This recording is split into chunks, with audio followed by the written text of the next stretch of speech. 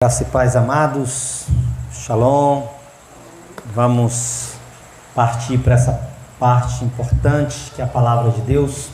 Quero que você feche seus olhos um momento, vamos falar com Deus. Pai, em nome de Jesus, eu te peço que o teu Santo Espírito encontre corações quebrantados, corações abertos, que a semente da tua palavra, Deus, encontre territórios, encontre um solo adubado, um solo fértil, Pai, para receber essa palavra.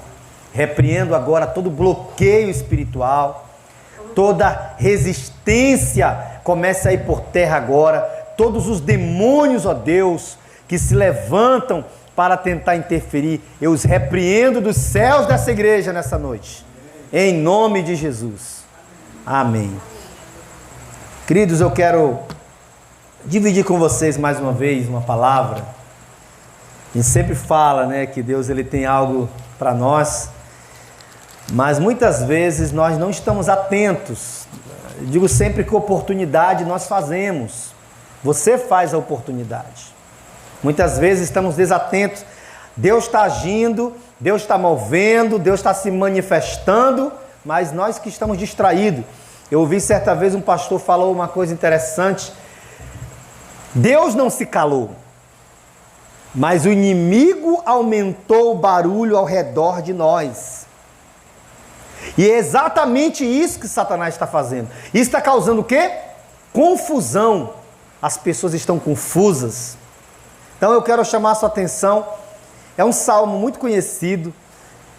Salmo 110. Essa semana eu estava lendo, eu fui ministrado. Eu gosto sempre de dividir aquilo que toca no meu coração, não é pregar para você tecnicamente, mas entender aquilo que me edificou e pode edificar você. Salmo 110, o tema que nasceu no meu coração é os aspectos proféticos do Salmo 110. Tá? Salmo 110 de 1 até o verso 7. Assim declarou o Senhor ao meu Senhor: assenta-te à minha direita e aguarda, enquanto os teus inimigos façam um objeto de descanso para os teus pés. O Senhor estenderá de Sião o poder do seu cetro, domina no meio dos teus inimigos. O teu povo se apresentará generoso no dia da convocação, nos montes santos, mais numerosos do que as gotas do orvalho no seio da aurora. Tu terás teus exércitos de jovens santos. O Senhor jurou e não se arrependerá. Tu és sacerdote para sempre, segundo a ordem de Melquisedeque. O Eterno está à tua direita. Ele esmagará reis no dia da sua ira. Julgará as nações amontoando cadáveres, esmagando governantes em toda a extensão da terra. O meu rei encontrará refrigério no ribeiro em seu árduo caminho, e a sua cabeça estará sempre erguida. Amém? Nessa mensagem, queremos destacar aqui alguns aspectos proféticos encontrados nesse salmo, irmãos. E esses aspectos proféticos, na verdade, são aspectos abundantes. E como esses aspectos podem nos edificar, né? Para que nós possamos entender melhor e servir melhor o propósito de Deus. Você sabe por que muitas pessoas estão vivendo um evangelho de derrota? Porque eles ainda não compreenderam a palavra de Deus, as afirmações de Deus, as promessas de Deus. Por isso eles oscilam muito. Quando Davi compôs esse salmo, ele compôs para a coroação de Salomão. Seu filho Salomão ia ser coroado e ele compôs esse salmo. Só que esse salmo tem várias conotações proféticas falando acerca de Jesus. Esse salmo ele aponta para Jesus. E nós temos que aprender que tem coisas na Bíblia, a gente diz assim, não, isso aqui é para mim. Não, a gente tem que entender que aquele salmo foi escrito para alguém. Certos textos na Bíblia foram escritos para alguma pessoa, para uma igreja, para um povo específico. Mas aonde é que eu entro nessa história? Eu estou estudando, eu estou avaliando. O que isso pode me ajustar? Você sabe que a palavra de Deus, ela vem de uma expressão chamada canon. E Canon vem de uma expressão que significa cana. Que significa a cana de medir. Então, quando eu estou pregando, quando tem um irmão pregando aqui, Deus está medindo a nossa vida.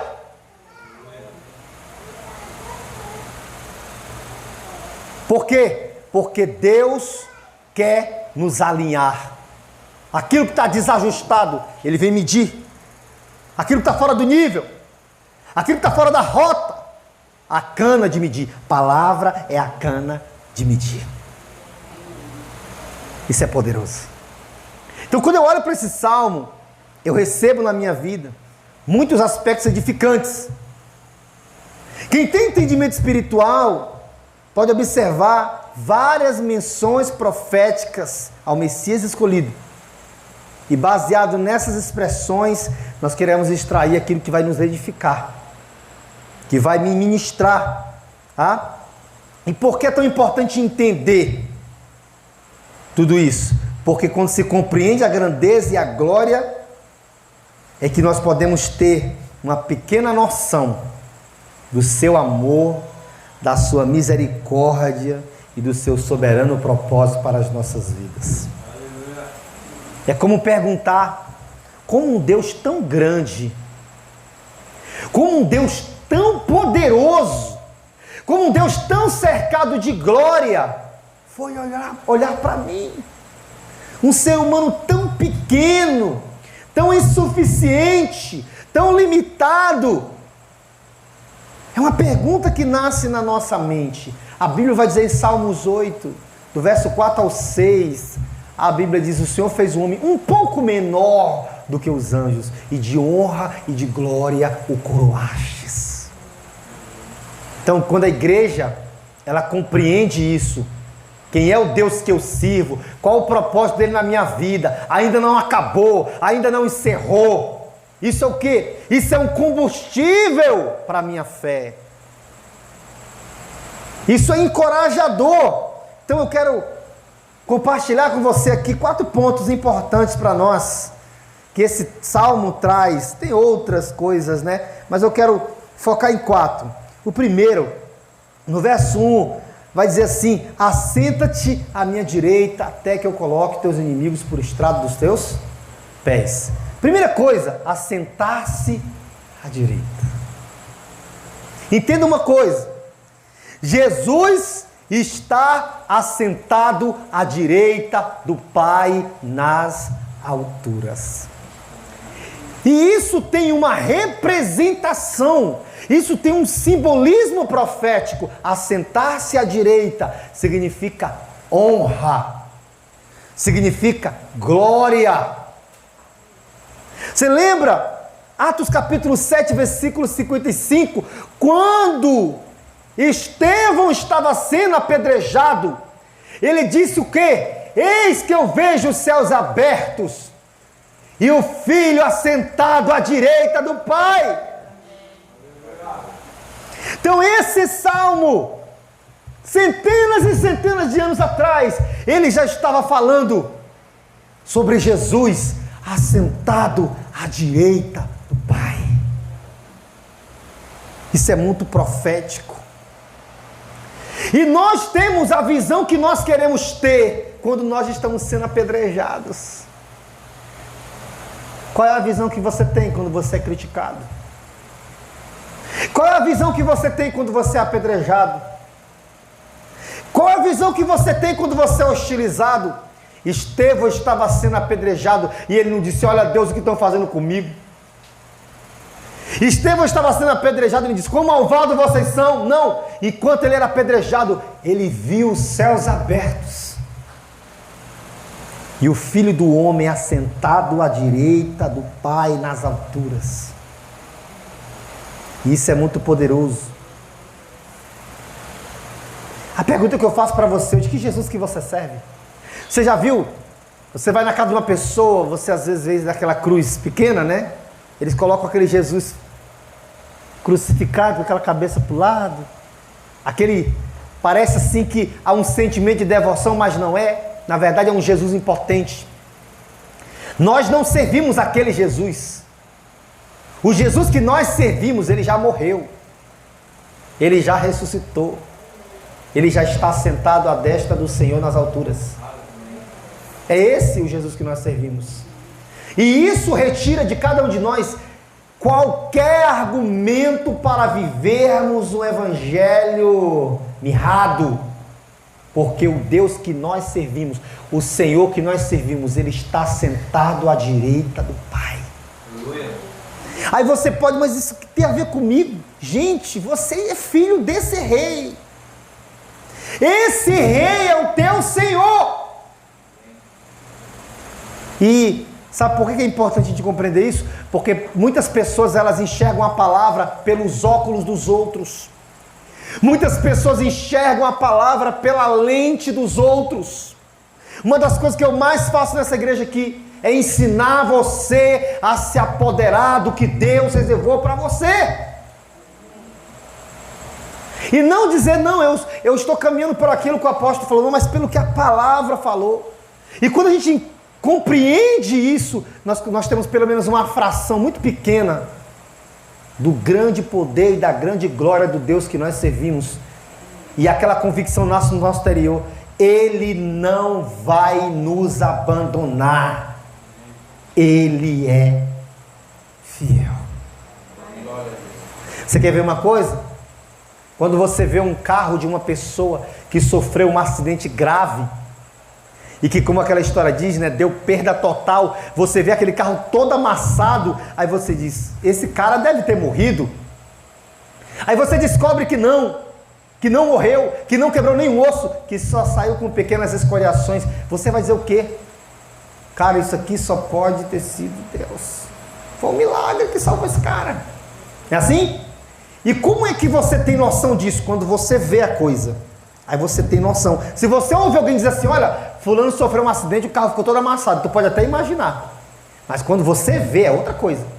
A mesma coisa. É isso que a palavra causa na gente. Quando você compreende, cara, o meu Senhor está sentado à direita de Deus nas alturas, revestido de glória e poder. Esse é o Jesus que eu sirvo. E Ele veio para me dar vida e vida abundante.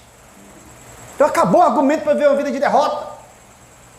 Acabou o argumento para você ficar sentado, acomodado. Senhor, eu compreendi, eu entendi. Isso é muito poderoso. Outra coisa importante, que eu sou edificado por essas coisas pequenas. Observe que o salmista diz: assenta-te à minha direita, até que eu coloque os inimigos por estrado dos teus pés. Havia um móvel que, de certa forma, ele fazia parte do trono do rei. Se o rei movesse o trono para algum lugar, eles pegavam um móvel chamado estrado, e eles levavam o móvel junto, porque o estrado era o lugar do apoio dos pés do rei. O rei sentava, eles colocavam o móvel estrado, aí ele sentava e colocava os pés em cima. Só que tem um detalhe: os reis da época começaram a ter um costume, mandavam pintar caricaturas dos exércitos derrotados. Para quê? Para sempre manter os seus pés sobre o inimigo derrotado. Isso me diz o quê? O Senhor disse: assenta-te, o texto, né? À minha direita, até que eu coloque o inimigo debaixo da sola dos teus pés. Eu quero dizer para você, o teu inimigo está sempre debaixo dos pés do Senhor. E essa palavra, e esse texto, ele aponta profeticamente lá para Romanos. Você lembra que o apóstolo Paulo fala escrevendo aos Romanos? Em breve, o Senhor esmagará a Satanás debaixo dos vossos pés. Amém, igreja? Então você pode pensar hoje, eu imagino assim: meu Deus, o inimigo está me fustigando, o inimigo está me incomodando, o inimigo ainda tem a oportunidade de atacar minha família, mas ele fica sabendo, a minha hora vai chegar, e eu vou vingar, eu vou colocar ele debaixo dos meus pés. Sabe o que o Senhor vai fazer? Ele vai pegar a sua igreja, e com autoridade a igreja vai pisar na cabeça do inimigo. E sabe que vitória será essa? A vitória final. Sabe quando os grandes problemas que nós temos como crente? Nós damos ao nosso inimigo o poder que ele não possui sobre nós. Eu quero falar para você, é um pecado, querido, você se menosprezar. E pior, muitas vezes nós nos menosprezamos sob essa ótica de humildade. Humildade não tem nada a ver com coitadismo. Humildade não tem nada a ver com vitimismo. Você reconheceu o poder de Deus na sua vida, reconheceu que Deus operou por você, edifica a sua fé e faz você caminhar em vitória. Você vê que o texto diz, e ele caminha de cabeça erguida. Jesus, o Senhor das nossas vidas. O inimigo está debaixo do estrado dos seus pés. Jesus está pisando na caricatura do inimigo. Sempre o inimigo não pode esquecer. Ele está debaixo dos pés do Rei dos Reis. E o Rei está assentado no trono. Coisa poderosa. Que informação poderosa. O rei tem um exército de voluntários, olha o que diz, o verso 3, o teu povo se apresentará generoso no dia da convocação, nos montes santos, mais numerosos do que as gotas do orvalho no seio da aurora, tu terás os teus exércitos de jovens santos. Nós nem precisamos expressar isso aqui, Jesus é o rei, Jesus é o general, e a igreja é o exército do Senhor. Eu quero dizer para você, se você não lutar contra o inimigo lutará contra você assim mesmo. Então nós precisamos entender, Senhor, eu estou na batalha. Você é crente? Você ir para a igreja? Você resolveu servir a Deus? Saiba, você é parte do exército do Senhor. Daqueles que se disseram, me coloca no fronte da batalha, eu não vou recuar. Amém? Nenhuma pessoa é constrangida a compor o exército de Deus. É um exército de homens e mulheres voluntários. Esse texto não está falando de outra pessoa não. Esse texto está falando de Jesus, queridos. E aí, ele vai dizer assim, o Senhor jurou e não se arrependerá, tu és sacerdote para sempre, segundo a ordem de Melquisedeque. Jesus é o único sacerdote e rei. Mas tem uma coisa muito interessante aqui. Todos os sacerdotes, depois de Arão, vieram da linhagem de Arão. Todos. O sacerdote nascia, linhagem de Arão. Jesus não. Jesus, ele não faz parte da ordem sacerdotal de Arão. Ele é da ordem sacerdotal de Melquisedeque. E a Bíblia diz o quê?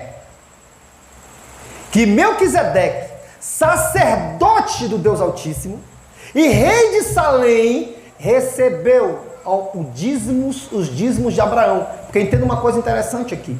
Quem era maior que Abraão naquela época? Abraão era patriarca, meu irmão, não havia ninguém. Entenda que o dízimo, ele é entregue a alguém hierarquicamente superior a mim. É assim que funciona. Então a Bíblia diz, não havia ninguém.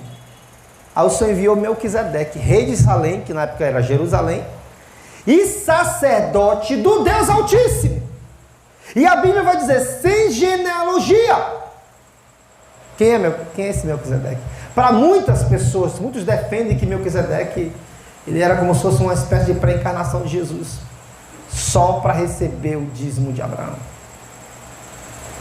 Alguém superior. Jesus é dessa ordem aqui. O sacerdócio de Jesus é superior. Ele é rei e sacerdote. Ele é completo. Naquela época, um reino precisava ter 3 pessoas no reino de Israel: um rei, um profeta e um sacerdote. Jesus é as três coisas. Ele é o único que é rei e sacerdote. Mas ele operou uma coisa por mim e por você. A Bíblia diz em Efésios: nós estamos assentados nas regiões celestiais em Cristo. Nós estamos assentados. Sentado aonde, irmãos? Em tronos. Quando a Bíblia vai dizer: e o Senhor é o Senhor dos senhores, é o Rei dos reis. Querido, no céu vai ter uma coroa para nós. Amém. E coroa é para quem? Para reis. Quem usa coroa? Não é sua mãe, não. Minha coroa, não.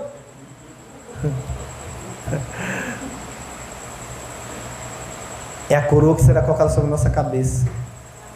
E aí Jesus fez uma coisa. Ele operou por nós. Ele nos fez reis e sacerdotes. Olha o que diz. Abra sua Bíblia aí. Apocalipse capítulo 1. Versículo 5 até o 6. Olha que coisa tremenda de Deus. Versículo 6, irmãos. Olha o que diz o versículo 6. E nos constituiu reino e sacerdotes, para servir a Deus, seu Pai. A Ele, portanto, seja a glória e domínio pelos séculos dos séculos. Amém. Que coisa poderosa. Ele nos constituiu. Quem tinha poder para fazer isso? Só Jesus, o rei e sacerdote. É como se ele chegasse para você: vem cá, pega a espada. A partir de hoje tu é rei e sacerdote comigo. Ele nos fez reis e sacerdotes. 1 Pedro capítulo 2, versículo 9. Mas vós sois geração eleita, sacerdócio real, nação santa, povo de propriedade exclusiva de Deus.